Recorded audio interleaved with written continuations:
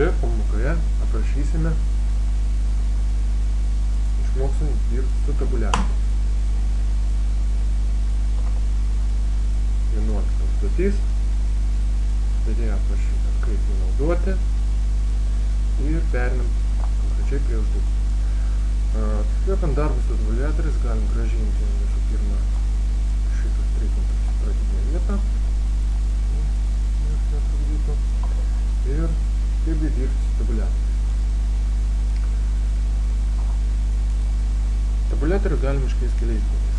Pasirinkat Home meniu punkte paragrafų skirtuką ir paspaudžiam Tabs, arba paspausti kairį pilies klavišų liniuotės juostoje, šiek tiek aukščiau pilkos juostos, atsiranda juodas kampelis, rodantis, kad tabuliatorius jau nustatytas, bet mes jį išvalysim prie savo ir nustatysim pagal nurodytus reikalavimus. Reiškia, paspaudant Tab klavišą pirmą kartą žymeklis turi atsirasti ties 2 cm ir rašyti pagal kairį kraštą tą tekstą. Antrą kartą spaudžiant Tab klavišą turi atsirasti punktyrinė linija ir rašyti tekstą sucentruotai, ir trečią kartą išlygiuoti pagal dešinį kraštą bei turi atsirasti ištisinė linija. Tai nustatom pirmą žingsnį. Šioje srityje nustatom žingsnį. 2 iš kairės linijos jokios neturi. S. 7 centre punktyrė. S. Prašau. 13 išdėti, lygiuoti pagal dešinę pusę ir ištisinė linija. S. Paspaudžiam OK. Atkreipkite dėmesį, kad atsirado 3 ženkleliai, kurie nurodo, kurioje vietoje sustos tabuliatorius. Pirmą kartą paspaudžiam mygtuką Tab klaviatūrą ir rašom saldainį. Vėl spaudžiam mygtuką Tab, rašom kodą. Ir spaudžiam trečią kartą mygtuką Tab, rašom kainą. Paspaudžiam Enter, vėl spaudžiam mygtuką Tab. Šie ženklai rodo, kad čia buvo spaustas mygtukas Tab. Prašom maniją, vėl Tab, kodo, vėl mygtukas Tab. Rašom Enter, Tab, Tab, Tab.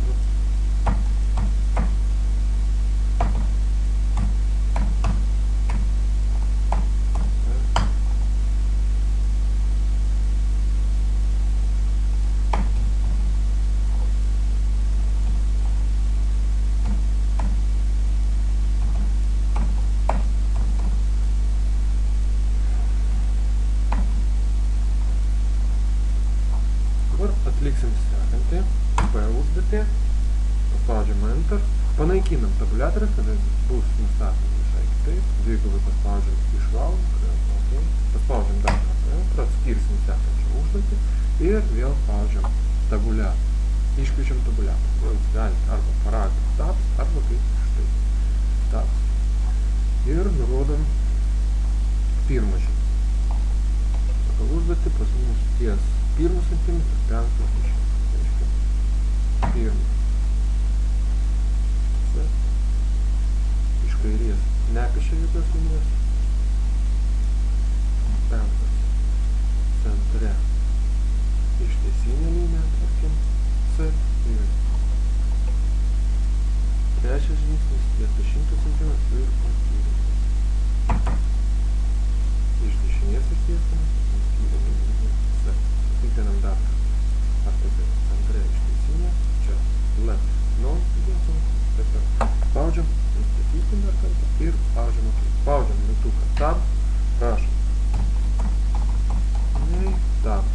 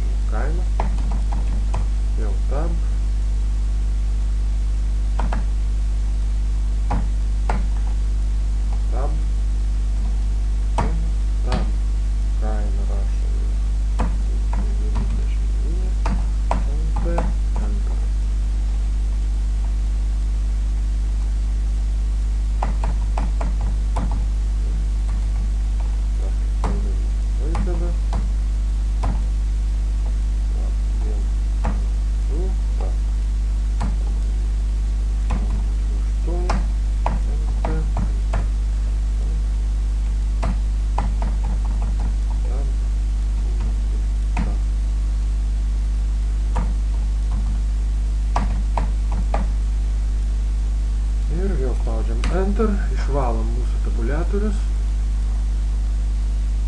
Toliau mums netrukdys, spaudžiam Clear Out, jeigu norim jis išvalyti. Dar spaudžiam Enter, skirdama sekančią užduotį.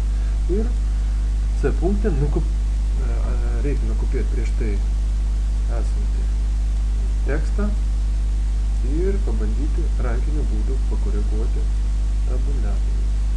Reiškia, pažymim mūsų tekstą, Ctrl+C, Ctrl+V. Jei pirmą eilutę įsiklijavo tokiu būdu, tai šiuo atveju trūksta tab paspaudimo. Pastatom žymėklį prieš raidę ir paspaudžiam tab. Sugrąžinam į reikalingą vietą, pažymim mūsų 4 eilutės ir bandom patraukti tabuliatorius šiek tiek toliau arba arčiau pagal jūsų poreikį. Traukiant tabuliatorius reikia atkreipti dėmesį, kad jei jūs šiek tiek nukrypsit nuo liniuotės, jis bus panaikintas. Ctrl+Z ir bandom nenukrypti nuo liniuotės. Taip, toliau pas mus yra tabuliatorius nuimtas, mes galim atlikinėti sekančias užduotis.